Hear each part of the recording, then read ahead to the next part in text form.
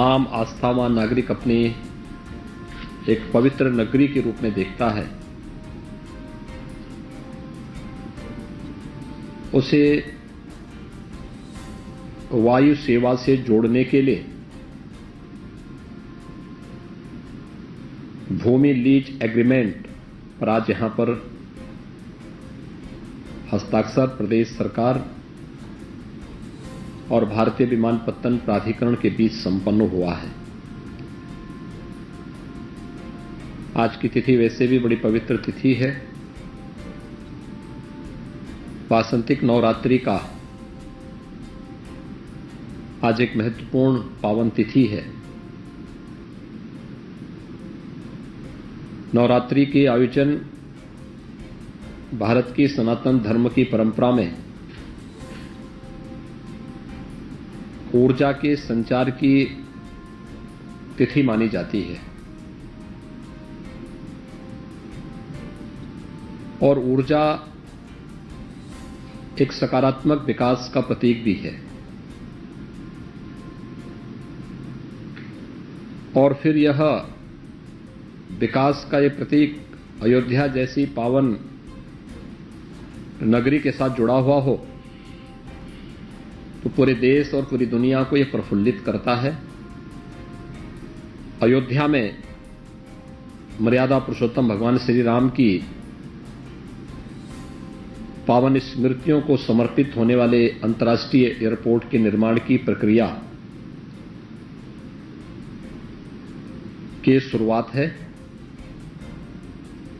और इस शुरुआत के अवसर पर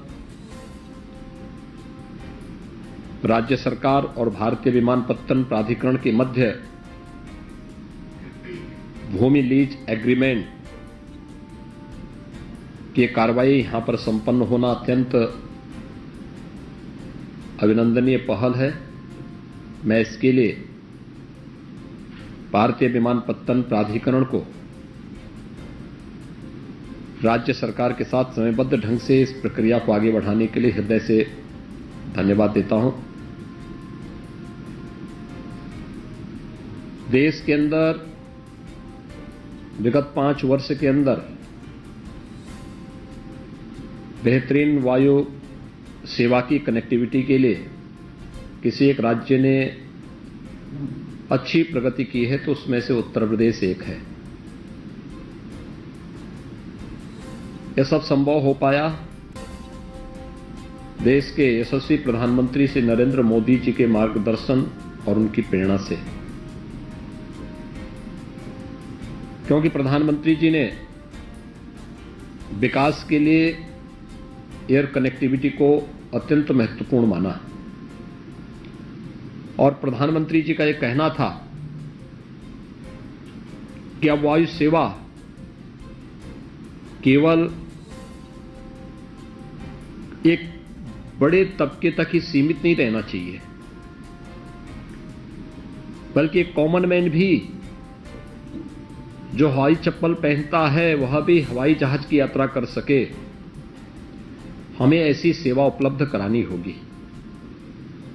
और आज उसी का परिणाम है कि 2017 तक उत्तर प्रदेश में अगर हम देखें तो मात्र 2 एयरपोर्ट ऐसे थे जो पूरी तरह क्रियाशील थे।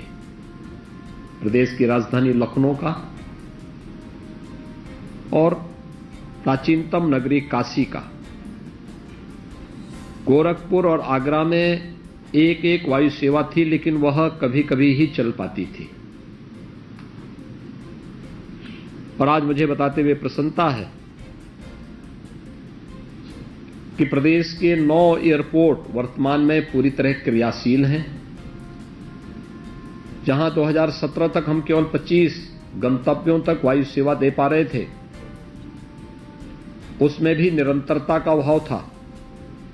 आज हम 75 से अधिक गंतव्यों तक प्रदेश से वायु सेवा उपलब्ध करवाने का कार्य कर रहे हैं। 10 नए एयरपोर्ट के निर्माण की कार्रवाई युद्ध स्तर पर प्रदेश के अंदर चल रही है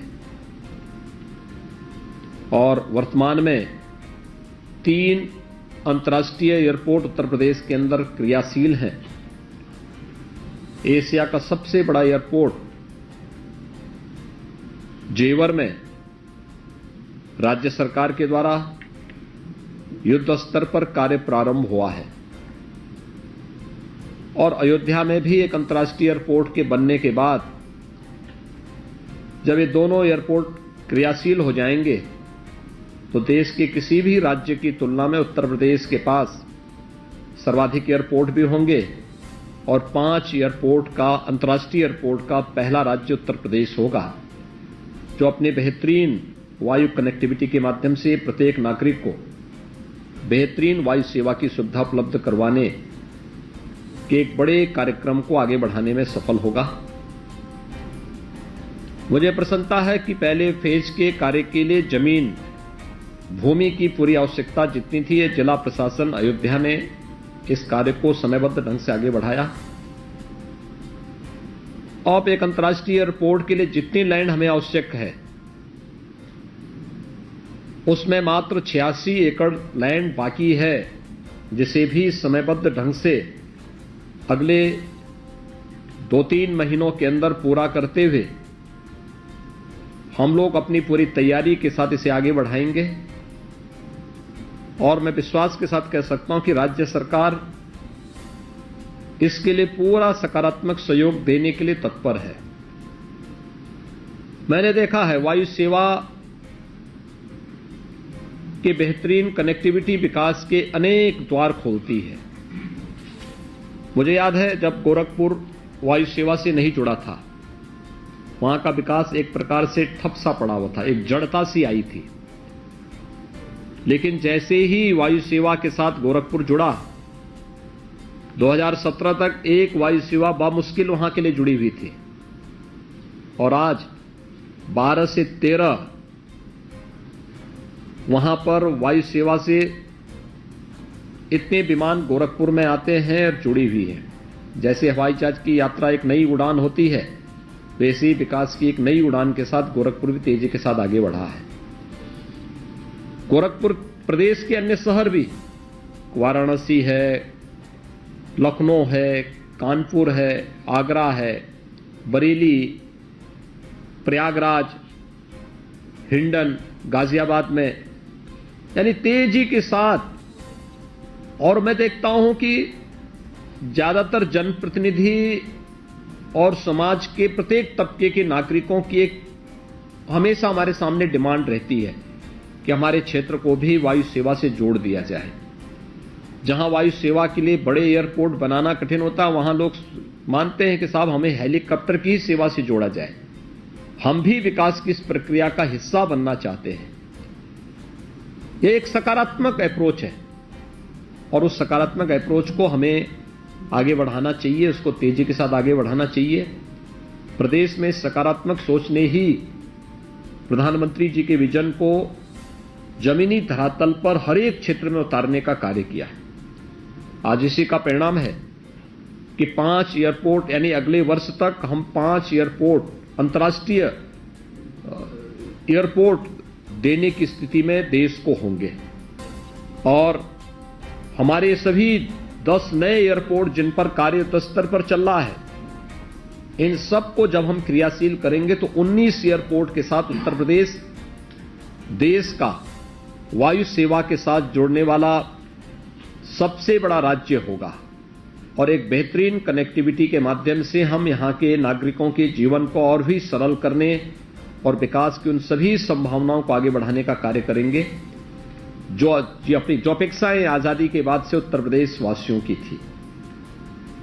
ये हमारे लिए लोगों के जीवन को आसान बनाने, अधिक से अधिक युवाओं को रोजगार सृजन करने और विकास की उन सभी संभावनाओं को तेजी के साथ आगे बढ़ाने का एक माध्यम तो है ही, बल्कि प्रत्येक नागरिक की यात्रा को और भी सहज, सरल और सुलभ बनाने के लिए भी ये हमारे लिए एक बेहतर माध्यम बना हुआ है।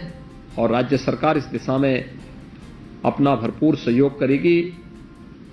अयोध्या में एयरपोर्ट निर्माण के लिए जितनी भी भूमि की आवश्यकता है, उससे संबंधित पूरी धनराशि राज्य सरकार पहले ही स्वीकृत करके जिला प्रशासन को उपलब्ध करवा चुकी है। और मेरा विश्वास है कि जिला प्रशासन जितनी तेजी के साथ शेष 86 एकड़ भूमि भी उपलब्ध करवाएगी।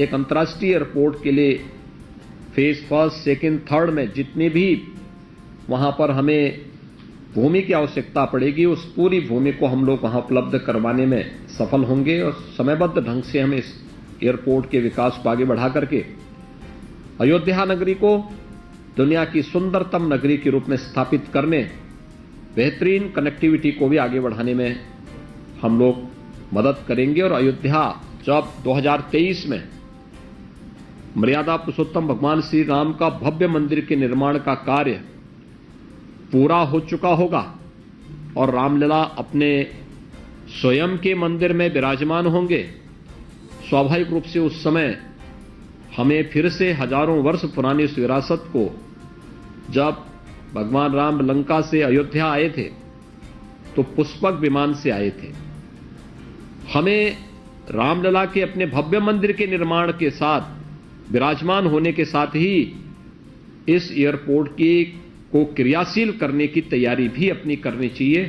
राज्य सरकार का भरपूर सहयोग इस दिशा में प्राप्त होगा और जो भी जिस प्रकार के सहयोग विकास के लिए आवश्यकता पड़ेगी, हम लोग उसके लिए पूरी मदद करने को तैयार हैं।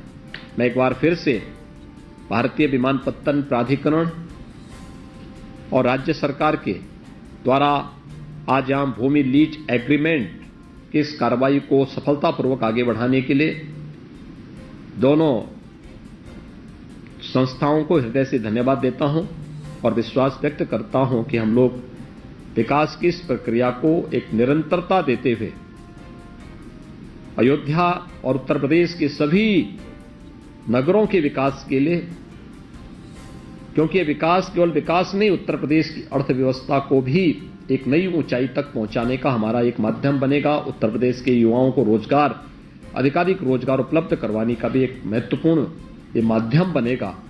इस प्रक्रिया को हम पूरे सकारात्मक भाव के साथ आगे बढ़ाने का कार्य करेंगे।